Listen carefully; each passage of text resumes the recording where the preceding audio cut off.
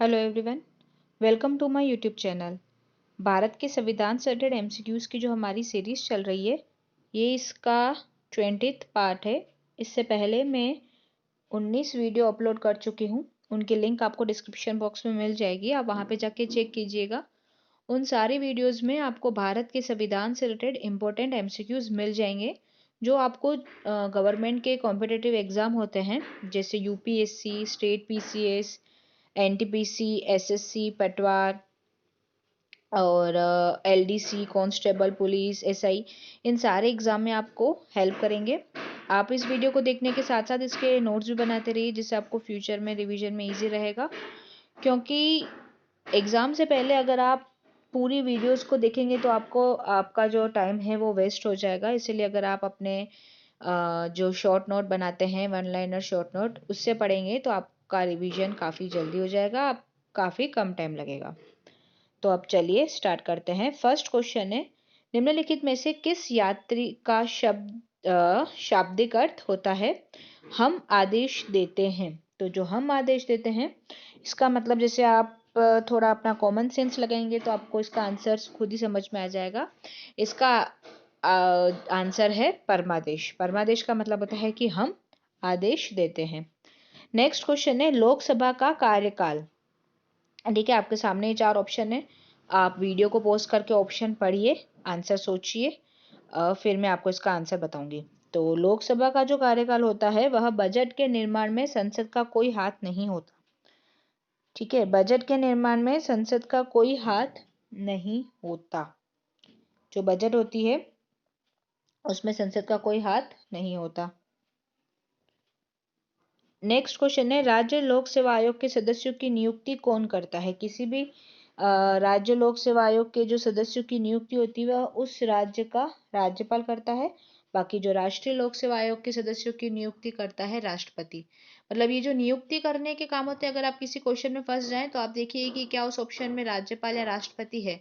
मतलब state level पे नियुक्ति करता है गवर्नर, और नेशनल लेवल पे या सेंट्रल लेवल पे जो भी नियुक्ति होती है वह करता है प्रेसिडेंट। तो अगर आप इनकेस किसी क्वेश्चन में फंस जाते हैं तो आप थोड़ा सा अपना कॉमन सेंस लगाएंगे तो आपको आंसर मिल जाएगा। वैसे डायरेक्टली ये राज्यपाल करता है, पर इसमें वो मुख्यमंत्री की सलाह लेता है, और राष्ट्रपति करता है, इसमें प्रधानमंत्री की सलाह लेता है। संवैधानिक रूप से देखा जाए तो वो सारी नियुक्ति राष्ट्रपति और राज्यपाल करते हैं। तो स्टेट जैसे राज्य लोक सेवा आयोग की बात की गई है, तो इसका आंसर हो जाएगा राज्यपाल।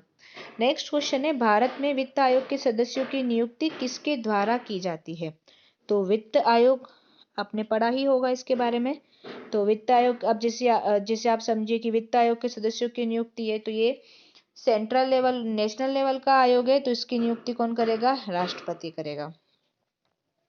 यानी कोई भी सदस्य मेनली अपॉइंट किए जाते हैं प्रेसिडेंट के द्वारा। नेक्स्ट क्वेश्चन है, राज्यसभा को भंग करने के लिए निम्न में से कौन सक्षम है?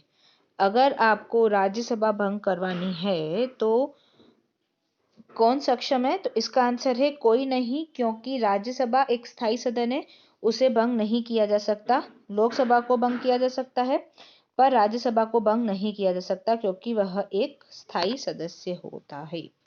नेक्स्ट क्वेश्चन है, भारतीय संसद के दोनों सदनों की संयुक्त बैठक किस संबंध में होती है? जैसे कोई भी बिल पास करना होता है तो पहले वो लोकसभा से शुरू होता है या राज्यसभा से शुरू होता है, फिर वहां से पास होता है तो दूसरे सदन में जाता है। मोस्टली लोकसभा से ही बिल शुरू होते हैं, वोटिंग पहले वहीं होती है। पर अगर ऐसी स्थिति में होता है कि आप फंस जाएं, तो आप दोनों सदनों की संयुक्त बैठक बुलाइए, तो वह साधारण विधेयक की स्थिति में ऐसा आप कर सकते हैं।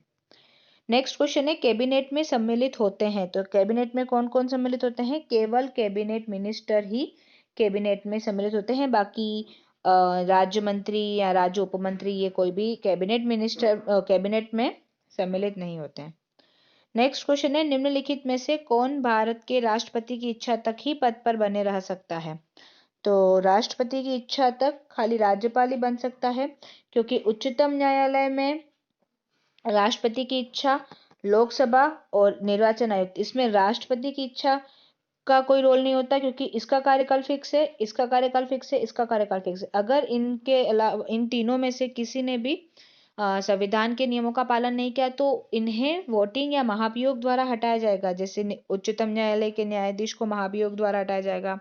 निर्वाचन आयोग थे, अगर वह अपने स्वेच्छा से अपने पद से इस्तीफा दे रहा है तो अलग बात है, नहीं तो ये भी अपना कार्यकाल पूरा करके जाएगा। और लोकसभा अध्यक्ष का भी कार्यकाल फिक्स होता है 5 वर्ष, इससे पहले अगर वो इस्तीफा दे तो अलग बात है, अदरवाइज उसे वोटिंग से हटाया जा सकता है। पर इसमें राष्ट्रपति की इच्छा का रोल नहीं होता, वो खाली राज्यपाल पर ही होता है। तो इसका करेक्ट आंसर हो गया ऑप्शन नंबर बी, राज्यपाल। नेक्स्ट क्वेश्चन है, राष्ट्रपति के महाभियोग की कार्यवाही को शुरू करने से पूर्व राष्ट्रपति को 14 दिन का नोटिस देना आवश्यक है।